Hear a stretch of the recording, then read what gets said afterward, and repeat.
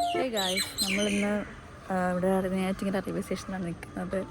നമ്മളിന്ന് ചെറിയൊരു ഫാമിലി ട്രിപ്പിന് പോകുന്നുണ്ട്. ട്രെയിന് കുറച്ച് ലേറ്റുണ്ട്. അപ്പോൾ നമ്മൾ സത്യം പറഞ്ഞാൽ ഒരു 5 മണി 5:30 ആ ടൈമിൽ ഇവിടെ എത്തിയതാണ്. ട്രെയിൻ നല്ല ലേറ്റാണ്. നമ്മൾ പോസ്റ്റായിട്ട് നിൽക്കുകയാണ്. അപ്പോൾ നമ്മൾ പോകുന്നത് വേറെ അവിടെ അല്ല, കന്യാകുമാരിയിൽ കുറച്ച് സ്ഥലങ്ങൾ കാണാമെന്ന് പറഞ്ഞാണ് നിൽക്കുന്നത്.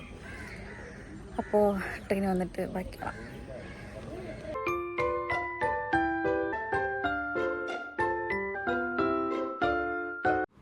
9:30 ആ ഒരു ടൈമൊക്കെ ആയപ്പോഴത്തേക്കും നമ്മൾ നാഗർകോവിലെത്തി. അപ്പോൾ നമ്മൾ ഒന്ന് ഫുഡ് കഴിക്കാമെന്ന് വിചാരിച്ചു. അങ്ങനെ മസാല ദോശയാണ് വാങ്ങിയത്.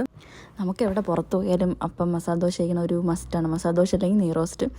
അപ്പോൾ എനിക്കിന്ന് മസാല ദോശ കഴിക്കാൻ തോന്നി. അങ്ങനെ മസാല ദോശ കഴിച്ച് നമ്മൾ അവിടെ നിന്ന് നേരെ ഇറങ്ങി. ഇനി നമ്മൾ അവിടെ നിന്ന് നേരെ ബസ് സ്റ്റാൻഡിലേക്കാണ് പോയത്. അവിടെ നിന്ന് ബസ് കയറിയാണ് നമുക്കിനി കന്യാകുമാരിയിലേക്ക് എത്തേണ്ടത്. അപ്പോൾ അവിടെ ഭയങ്കര വെയിലും, ഈ രാവിലെ ഈ സമയത്ത് തന്നെ അവിടെ ഭയങ്കര ചുട്ട് പൊള്ളണ വെയിലായിരുന്നു. ഗൈസ്, അങ്ങനെ നമ്മൾ ഡെസ്റ്റിനേഷനിലെത്തിയിട്ടുണ്ട്. നമ്മൾ വട്ടക്കോട്ടയിലെത്തി. അവിടെ നിന്ന് നമ്മൾ നേരെ ആദ്യം വട്ടക്കോട്ടയിലാണ് എത്തിയത്. വട്ടക്കോട്ട എന്ന് പറയുന്നത് 18-ാം നൂറ്റാണ്ടിൽ തിരുവിതാംകൂറിൻ്റെ ഭാഗമായിരുന്ന ഒരു കോട്ടയായിരുന്നു ഇത്. അപ്പോൾ അന്നത്തെ കാലത്ത് രാജാക്കന്മാർ നമ്മുടെ വെപ്പൺസും പിന്നെ അതുപോലെ റെസ്റ്റ് റൂംസൊക്കെ ആയിരുന്ന ഒരു കോട്ടയായിരുന്നു ഇത്. 25 അടി പൊക്കമാണ് ഈ ഒരു കോട്ട മതിലിൽ. ഇപ്പോൾ ഈ ഒരു കോട്ട നമ്മുടെ ആർക്കിയോളജി ഡിപ്പാർട്ട്മെൻറ്റിൻ്റെ കീഴിലാണുള്ളത്. പിന്നെ ഈ ഒരു കോട്ടയുടെ പ്രത്യേകത എന്ന് വെച്ച് കഴിഞ്ഞാൽ ഗ്രാനൈറ്റ് ബ്ലോക്സ് കൊണ്ടാണ് ഈ ഒരു കോട്ട ഫുള്ളായിട്ട് നിർമ്മിച്ചിരിക്കുന്നത്. അതുപോലെ തന്നെ നല്ല തെളിഞ്ഞ നീലാകാശവും പിന്നെ ആ കടലിൻ്റെ ആ നീല കളറും എല്ലാം ഈ കോട്ടയ്ക്ക് ഒത്തിരി ഭംഗി നൽകുന്നുണ്ട്. പിന്നെ നമുക്ക് ഫോട്ടോ എടുക്കാൻ അടിപൊളി സ്പോട്ടും കൂടെയാണ്. 1741 മാർത്താണ്ഡവർമ്മയാണ് ഈ കോട്ട ഇന്ന് കാണുന്ന ഈ നിലയിലായിട്ട് പണിയെഴുപ്പിക്കുന്നത്. കന്യാകുമാരിയിൽ നിന്നും വെറും 7 കിലോമീറ്റർ മാറിയാണ് ഈ വട്ടക്കോട്ട സ്ഥിതി ചെയ്യുന്നത്. 3.5 ഏക്കറിലാണ് ഈ ഒരു വട്ടക്കോട്ട സ്ഥിതി ചെയ്യുന്നത്. അവിടെ നിന്ന് നമ്മൾ ഒരുപാട് ഫോട്ടോസൊക്കെ എടുത്ത് നേരെ അവിടെ നിന്ന് നടന്ന് കോട്ടയുടെ താഴത്തെ വശത്തേക്ക് നടന്നു.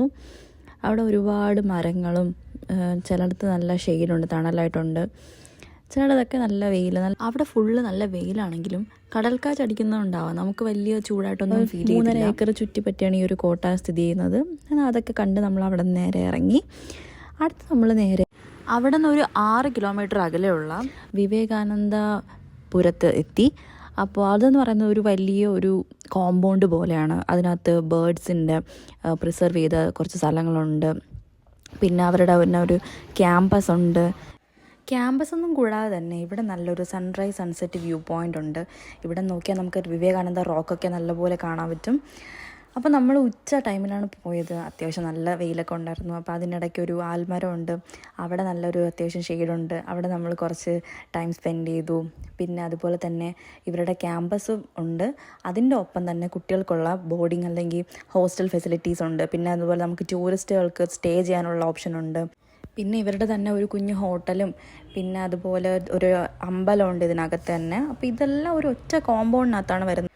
അതുകൂടാതെ തന്നെ സ്വാമി വിവേകാനന്ദൻ്റെ ഒരു ശിഷ്യൻ സമാധിയാകപ്പെട്ട സ്ഥലം എന്നും കൂടി ഇതറിയപ്പെടുന്നു. അപ്പോൾ അതിൻ്റെ പ്രതീകമായിട്ടൊരു ശവകുടീരമൊക്കെ ഇവിടെ ഉണ്ട്.